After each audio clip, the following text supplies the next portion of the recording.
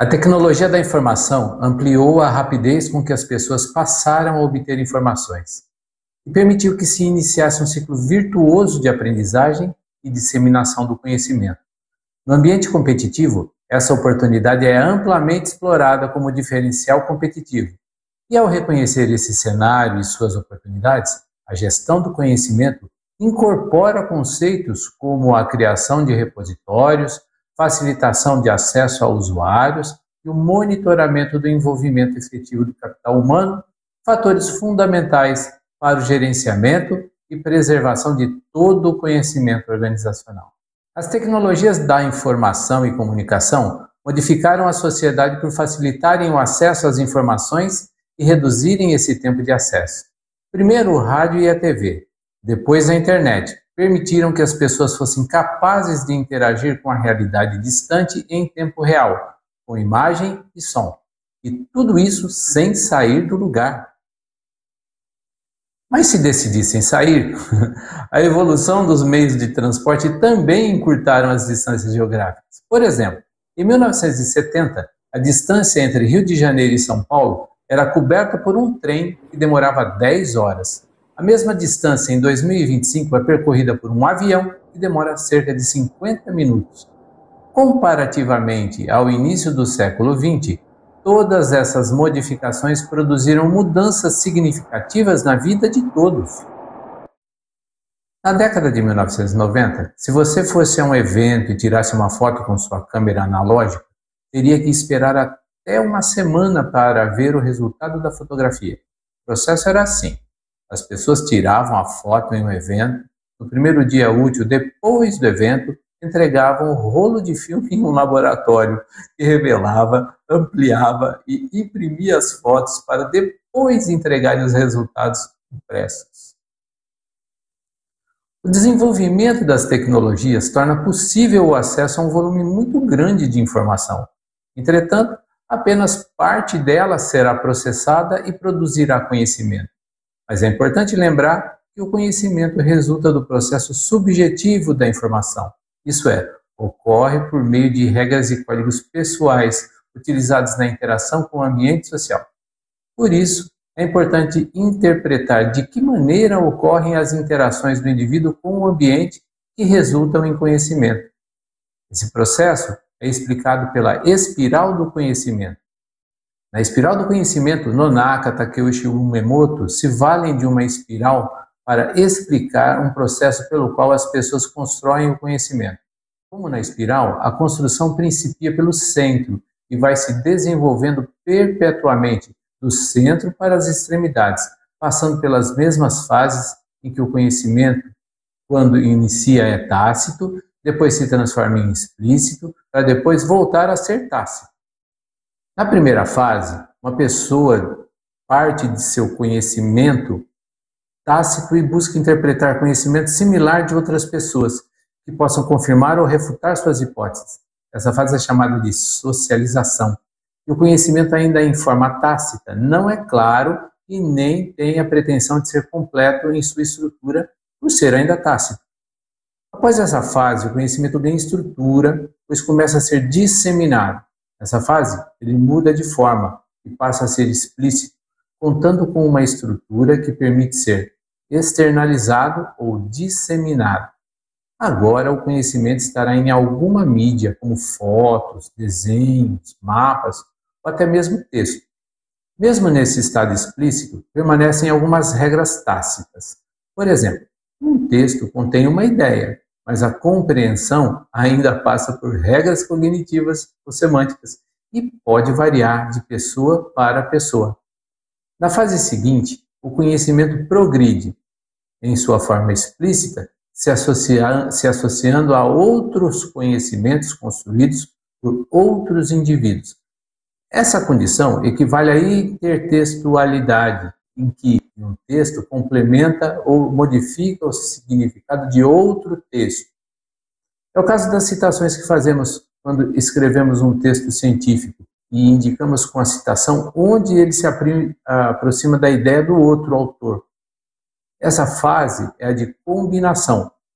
Por fim, o conhecimento volta a ser tácito, quando o indivíduo apreende novos conceitos, os ressignifica e associa às suas próprias regras tácitas. Esse último movimento se nivela ao aprendizado e é chamado de internalização. Após essa fase, a espiral continua crescendo e desenvolvendo o mesmo movimento, com novas informações que fazem emergir novo conhecimento tácito, que será socializado, depois externalizado, depois combinado e novamente internalizado. Por meio do conhecimento, é possível identificar o centro do interesse da gestão do conhecimento, que é reconhecer, organizar, compartilhar e preservar o conhecimento no âmbito organizacional, com o objetivo de acelerar ou fortalecer as decisões assertivas, a melhoria contínua e a inovação. A gestão do conhecimento entende que um ponto crucial para produzir valor pelo conhecimento é a identificação e intensificação dos processos de aprendizado dos colaboradores, sendo a experiência um recurso estratégico. Desenvolver e reter os talentos individuais e coletivos é o que mantém a capacidade adaptativa das empresas, pois o que é aprendido pelas pessoas não se dispersa pela saída dos colaboradores, mas se mantém, intensificando o movimento de externalização e combinação do conhecimento. A gestão do conhecimento possui 4 objetivos. O primeiro é a criação de repositórios de conhecimento. Esses repositórios dependem da capacidade das empresas em aproveitar o aprendizado construído pelo enfrentamento das contingências e pelas adaptações resultantes que tornaram a organização competitiva e sustentável. Esse aprendizado não deve permanecer retido nas mentes, mas sim acessado e utilizado de maneira livre por outros colaboradores, perpetuando o aprendizado em grupo e alimentando a cultura organizacional e os valores do grupo. Essas condições aprimoram o ambiente de conhecimento pelo engajamento do capital humano e o gerenciamento do conhecimento, então, pode ser desenvolvido por meio de indicadores de desempenho.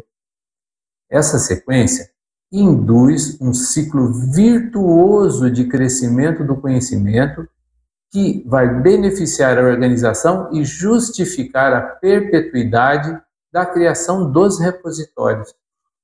Veja que existe uma interdependência entre os objetivos e também o senso de melhoria contínua.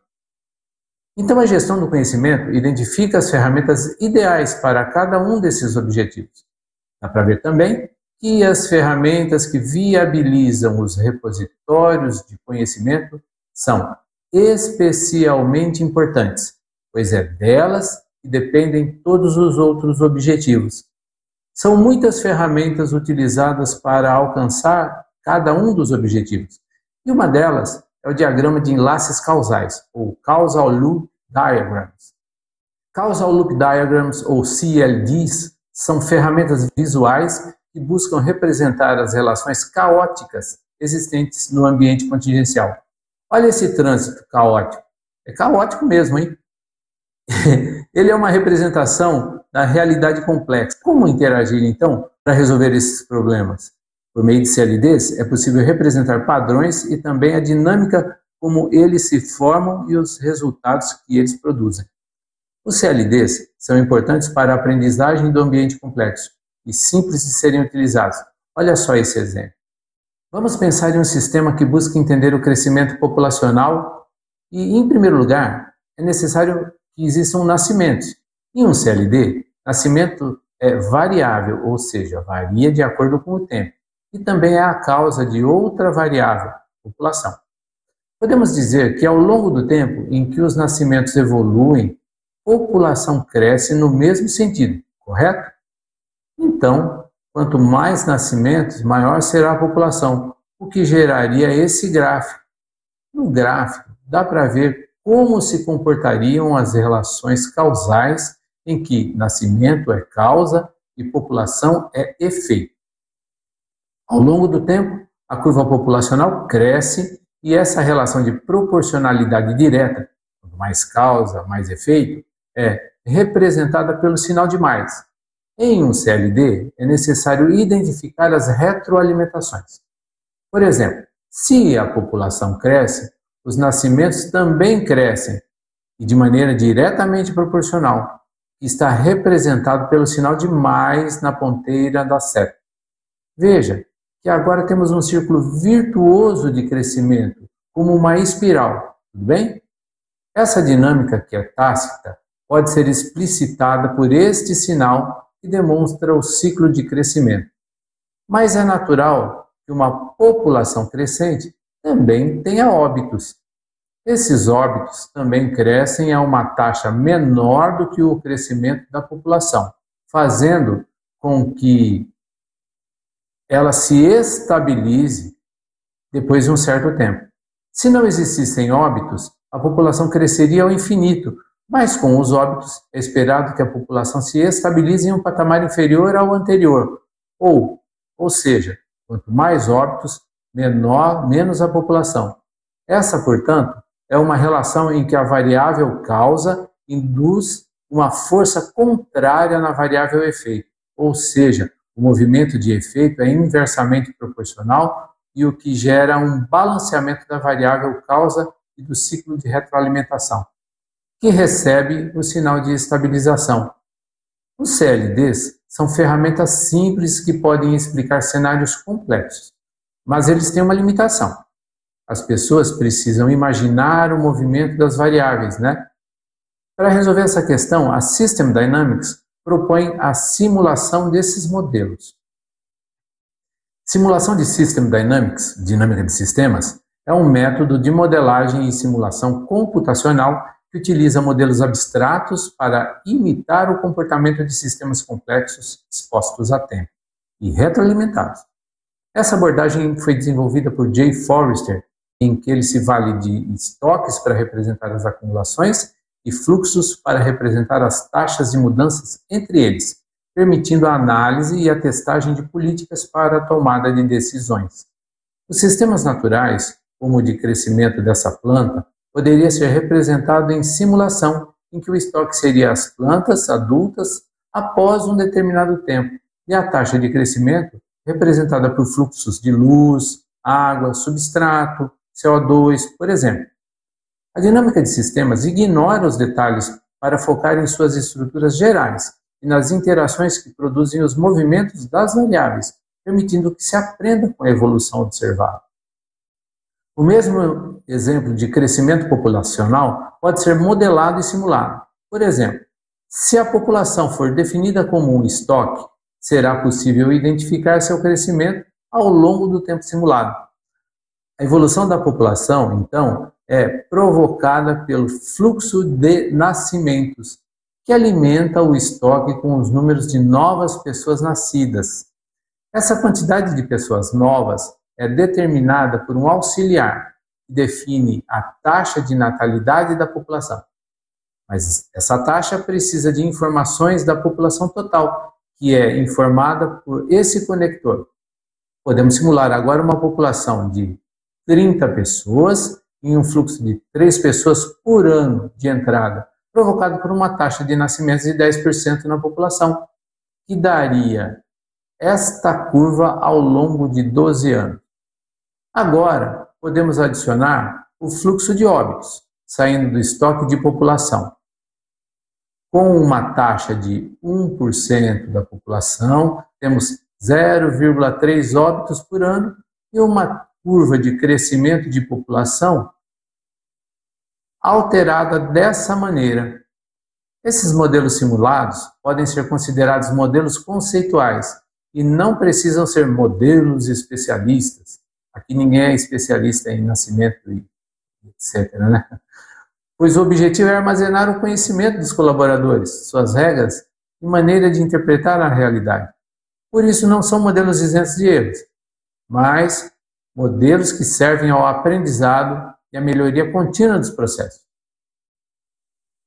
A gestão do conhecimento necessita desenvolver e reter talentos individuais e coletivos, e essa necessidade pode ser suprida por ferramentas que permitam construir e manter repositórios de conhecimento nas organizações. Com a criação de um ciclo virtuoso de evolução do conhecimento organizacional, em que cada indivíduo poderá se interpretar como partícipe de um esforço conjunto de evolução da aprendizagem coletiva.